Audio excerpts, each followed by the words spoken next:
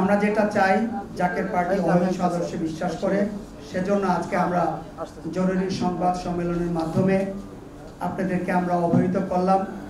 আপনারা যদি এই বিষয়টি সুন্দরভাবে তুলে ধরেন, তাহলে আমরা দৃঢ়ভাবে বিশ্বাস করি অন্তর্বর্তীকালীন সরকারের মাননীয় প্রধান উপদেষ্টা, তিনার সম্মানিত উপদেষ্টা পরিষদ এবং সংশ্লিষ্ট সংস্থাগুলো অবশ্যই ব্যবস্থা নেবেন। আমরা লিখিত বক্তব্যে বলেছি যে আমরা আর বিভাজন চাই না, আমরা বিভক্তি চাই না। নতুন মুক্ত দ্বিতীয়বার স্বাধীন ও বাংলাদেশে সকলের বাক স্বাধীনতা থাকবে, পরমত সহিষ্ণুতা থাকবে। আমরা স্পষ্টভাবে উল্লেখ করেছি কিছু কিছু শরীয়ত বিরোধী কাজ হতে পারে, হয়ে থাকতে পারে, সেটা আমরাও সমর্থন করি না, কিন্তু সেটা দেখার জন্য আমাদের ধর্ম মন্ত্রণালয় আছে, তারপরে যদি সরকারের শরিয়া কাউন্সিল থেকে থাকে তারাও আছেন, হক্কানি ওলামায়ে কেরাম আছেন, তারা সেটা দেখে সুন্দরভাবে সবকিছু করতে পারে। কিন্তু যারা ইসলাম আনলেন কারো ভুলের জন্য,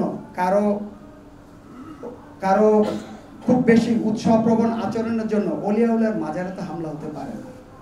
তো সেজন্য কর্মসূচি নয়, আপনাদের মাধ্যমে আমরা জানিয়ে দিলাম, যাতে করে নতুন করে স্বাধীন বাংলাদেশে আমরা সবাই মিলেমিশে থাকতে পারি, সকলের প্রতি শ্রদ্ধা রাখতে পারি।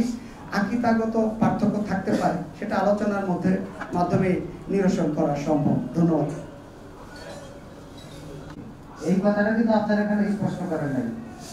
ধন্যবাদ ইউনুস ভাই, আপনি খেয়াল করে থাকবেন যে আমরা বলেছি অলিয়া উলিয়াদের মাজারে হামলা হচ্ছে, এখানে সামগ্রিকভাবে সকলের কথা বলা হয়েছে।